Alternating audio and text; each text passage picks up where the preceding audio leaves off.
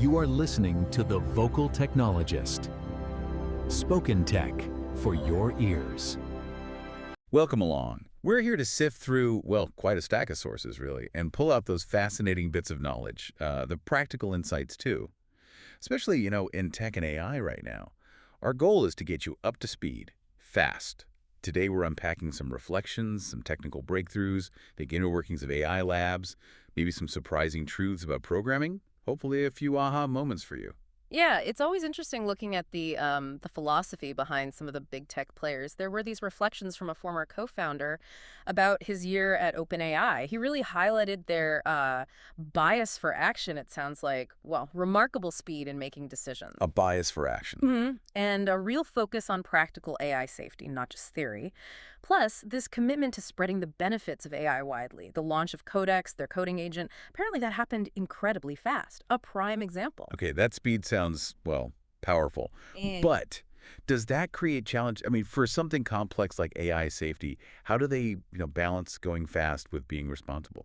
It's definitely a tightrope walk, I'd imagine. But focusing on practical safety lets them move quickly on actual solutions rather than getting bogged down in endless debate. Right. And, talking about AI moving fast, it makes you ask, okay, what can these AI agents actually do? Yeah, practically speaking. Well, fundamentally, they use large language models, LLMs, right, Wow. to evaluate a situation, a context. Then they figure out what tools could help use those tools to get more info, enrich the context, and manage that whole process. Okay, so like real-world examples. We're already seeing things like customer support, maybe initial bug triaging, stuff like that. But here's the thing. They're not magic. You absolutely have to treat them like any software product. Meaning careful design, iteration. Exactly. Careful design, lots of iteration, and crucially, humans keeping an eye on things. Human oversight is key. That ties into another idea I've seen floating around, asymmetry of verification. What's that about in the AI world? Yeah, asymmetry of verification. It basically describes tasks where it's like way easier to tell if an answer is right than it is to actually find the answer from scratch. Okay, like what?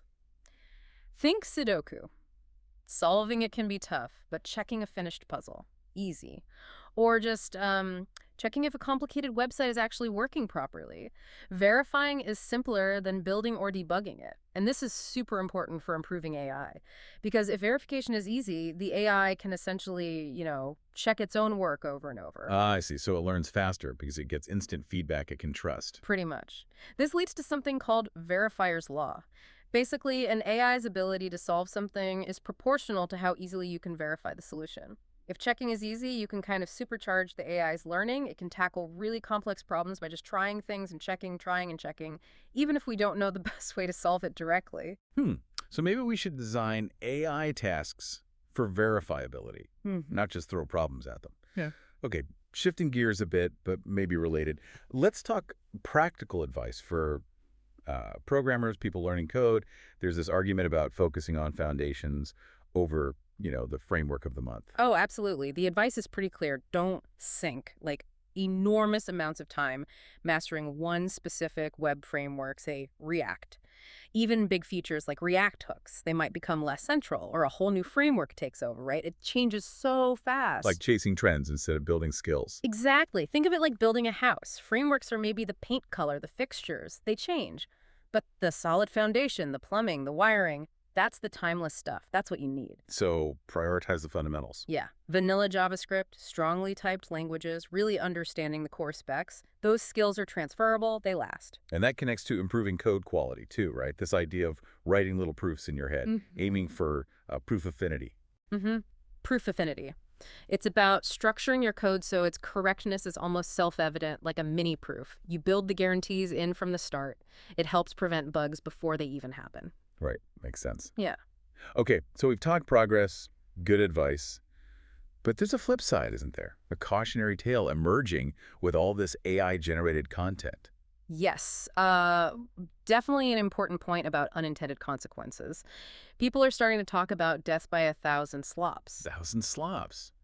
Sounds messy. It kind of is. Take the curl bug bounty program. Apparently, they're getting flooded with really low-quality vulnerability reports. A lot of them look like they're just, spat out by an AI. And that's bad Because it just wastes the security team's time. They're wading through junk, trying to find actual legitimate threats. It buries the real signal in noise. like finding a needle in a haystack that someone keeps adding more hay to.